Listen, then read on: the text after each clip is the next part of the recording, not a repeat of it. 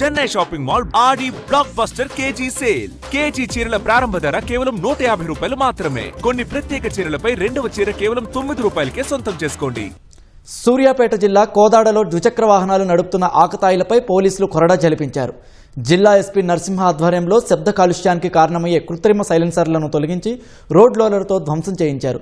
85 డెసిబల్స్కు మించి శబ్దం చేసే సైలెన్సర్లు వాడిన వారిపై కఠిన చర్యలు తీసుకుంటామని ఎస్పీ హెచ్చరించారు. జిల్లా వ్యాప్తంగా మై ఆటో సేఫ్ పథకం అమలు చేయనున్నట్లు వెల్లడించారు. రోడ్డు భద్రతా నియమాలు పాటించి యువత శబ్ద కాలుష్యం లేకుండా ఉండాలని పోలీసులు సూచించారు.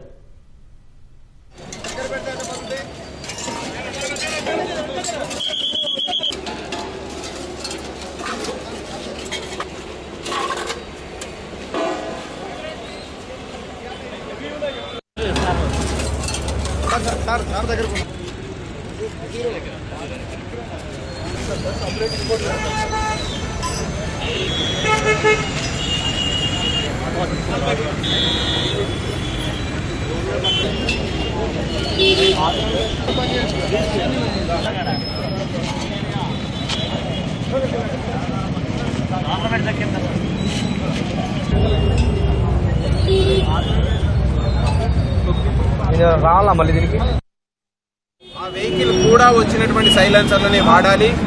అతి తక్కువ సౌండ్ పొల్యూషన్ కలిగించే సైలెన్సర్లని వాడాలి. మనకి 85 డెసిబుల్స్ కంటే ఎక్కువ సౌండ్ వచ్చిందనంటే మన మానవాళి ఆరోగ్యానికి అది హానికరం చేస్తుంది.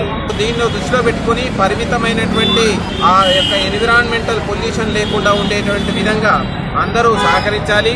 ఆటోలు కానీ ఇంకా ట్రాక్టర్లు కానీ పెద్ద పెద్ద సౌండ్ బాక్సులు పెట్టి సౌండ్లు చేసుకుంటూ పోయినట్లయితే మీకు హానికరమే, మీతోటి ప్రయాణించే వాళ్ళకు కూడా హానికరమే. 40 బైక్స్ కి ఈ సైలెన్సర్లు ఏవైతే ఆర్టిఫిషియల్ గా పెట్టిన సైలెన్సర్లని మనం ఎన్ఫోర్స్మెంట్ చేయడం జరిగింది. 190 సెక్షన్ 190 MV యాక్ట్ ప్రకారం చర్యలు తీసుకుంటాం.